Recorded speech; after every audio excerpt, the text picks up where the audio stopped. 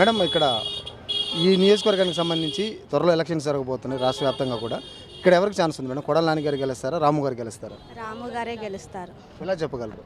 ఎలా చెప్పగలమంటే ఈ 5 సంవత్సరాలు మట్టి చూసాం కాబట్టి పరిపాలన అంటే ఏంటి ఎలా ఉంటుందా అన్నది మాకు తెలుసు కాబట్టి నేను ఈ 5 సంవత్సరాల్లో అమ్మో ఇలాంటి నరకం కూడా ఉంటుందా ఎలక్షన్ టైంలో ఇలా ఉంది కానీ సందడిగా ఉండేది ఇలా ఉండేది. ఎలక్షన్ అంటే ఎమ్మెల్యేలు అంటే ఎంత భయంకరంగా గొడవలు పెట్టి మనుషుల్ని ఇలా హింసిస్తారా అన్నది ఈ 5 సంవత్సరాల్లో చూసింది.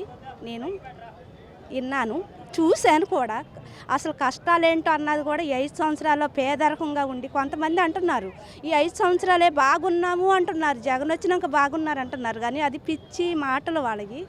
నాకు తెలిసినంత వరకు చాలామంది, నాకు కూడా ఒక షాప్ ఉంది, షాప్కి వచ్చిన వాళ్ళందరూ మేము వ్యాపారాలు చేసుకుంటున్నామంటే బయట నుంచి పెట్టుబడులు ఉండేవి అన్నీ ఉండేది. కానీ ఈ 5 సంవత్సరాల్లో అనుభవించిన ఒక నరకాన్ని ఎప్పుడు కూడా మరి అనుభవించలేదు. మరి నాకు కూడా 34 సంవత్సరాలు వచ్చినాయి.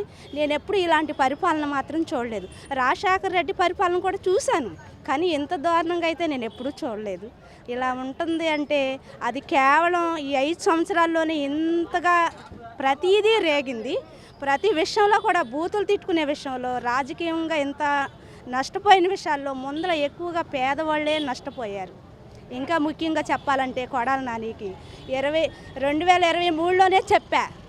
ఎందుకు అంటే ఈ పరిపాలనలో ఆయనకి సంపాదించుకుంటుంది తప్ప పేదవారికి ఏమీ కొడాల నాని చేసింది లేదు.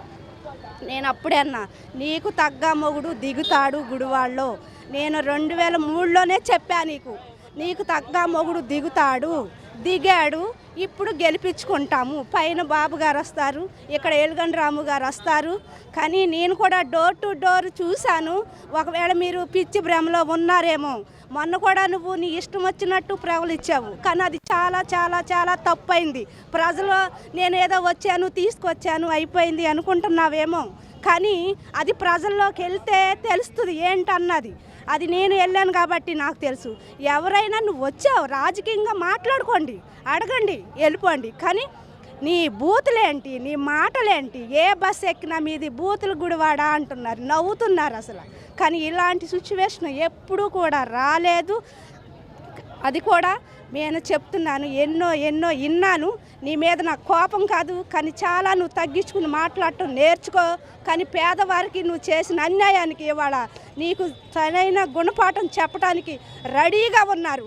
ఎందుకు అంటే బాబు గారిని అరెస్ట్ చేసిన దగ్గర నుంచి నాకు ఉన్న దాన్ని నేను మానేసి ఆయన కోసం తిరుగుతున్నాను కాబట్టి నాకు తెలుసు. కాబట్టి పేదవారు ఎవరు కూడా నీకు ఓటు వేయరు. నువ్వు భ్రమలో ఉన్నావు.